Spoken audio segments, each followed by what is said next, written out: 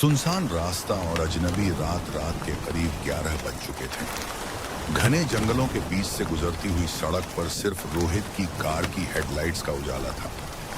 बाहर मूसलाधार बारिश हो रही थी और हवाएं ऐसे चल रही थीं जैसे कोई चीख रहा हो। विवेक घबराते हुए, रोहित भाई, मुझे ये रास्ता ठीक नहीं लग रहा। नेटवर्क गायब है, जीपीएस बंद हो चुका है। हमें किसी होटल में रुक जाना चाहिए था। इस सुनसान पहाड़ी पर आना जरूरी था क्या? रोहित हंसते हुए कहता है। डरो मत विवेक, एडवेंचर का असली मजा ऐसे ही मौसम में आता है। और वैसे भी इंटरनेट पर लिखा था कि इस पहाड़ी के ऊपर एक पुराना ब्रिटिश जमाने का डाक बंगला है। आज रात वहीं रुकेंगे। सुबह होते ही इस घने जंगल के वो शॉट्स लूंगा कि दुनिया देखती रह जाएगी। तभी अचानक एक जोरदार बिजली कड़की। कार की रोशनी में सामने एक पुराना जर्जर लोहे का गेट दिखाई दिया। गेट के पीछे एक विशाल काली हवेली जैसी इमारत खड़ी थी। यही वह डाक बंगला था।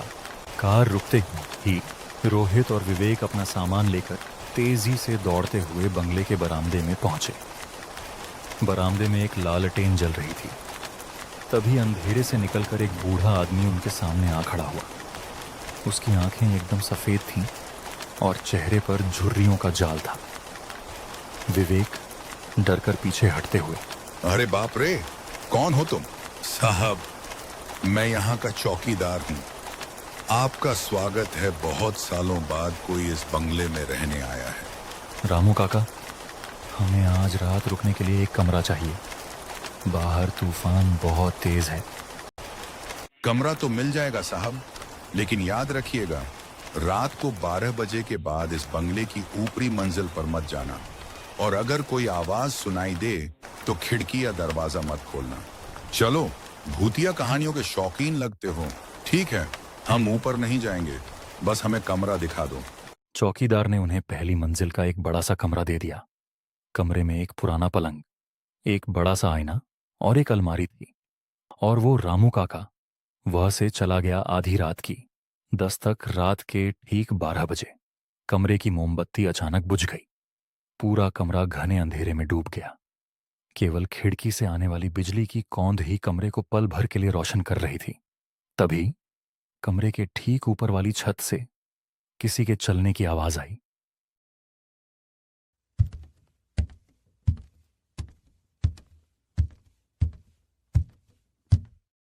उठ भाई, सुन रहा है? ऊपर कोई है। चौकीदार ने कहा था ना कि ऊपर मत जाना। ऊपर कोई है।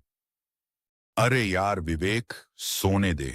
पुराना बंगला है, चूहे होंगे या हवा से छत का दरवाजा हिल रहा होगा। तभी आवाज बदल गई। अब वह सिर्फ चलने की आवाज नहीं थी। ऐसा लगा जैसे कोई भारी चीज जमीन पर घसीटी जा रही हो। और उसके साथ ही एक औरत के सुबकने, रोने की आवाज आने लगी। रोहित, भगवान के लिए जाग। ये चूहा नहीं है, कोई औरत रो रही है। हमें यहां से निकलना होगा। रोहित भी अब पूरी तरह जाग चुका था। उसने अपना कैमरा और टॉर्च उठाई।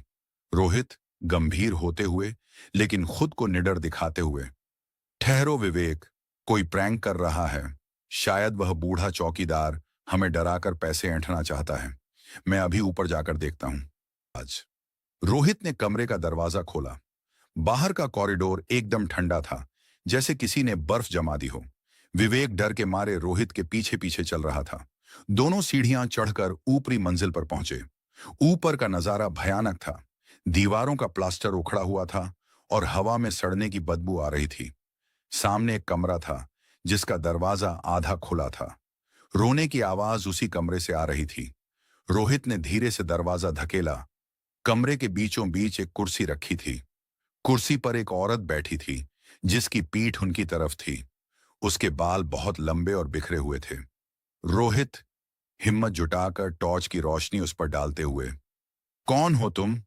यहां इस वक्त क्या कर रही हो? औरत का रोना अचानक बंद हो गया। पूरा कमरा एकदम शांत हो गया। इतना शांत कि दोनों को अपनी धड़कनें साफ सुनाई दे रही थीं। विवेक रोहित का हाथ पकड़कर खींचते हुए, रोहित, भाग यहां से, प्लीज भाग। तभी वह औरत धीरे धीरे मुड़ी, लेकिन जो रोहित और विवेक ने देखा, उसने उनके खून को जमा दिया। उस औरत का चेहरा नहीं था, वहां सिर्फ काली झुलसी हुई चमड़ी थी और आंखों की जगह दो गहरे सुलगते हुए अंगारे जैसे गड्ढे थे। उसका मुंह, उसकी छाती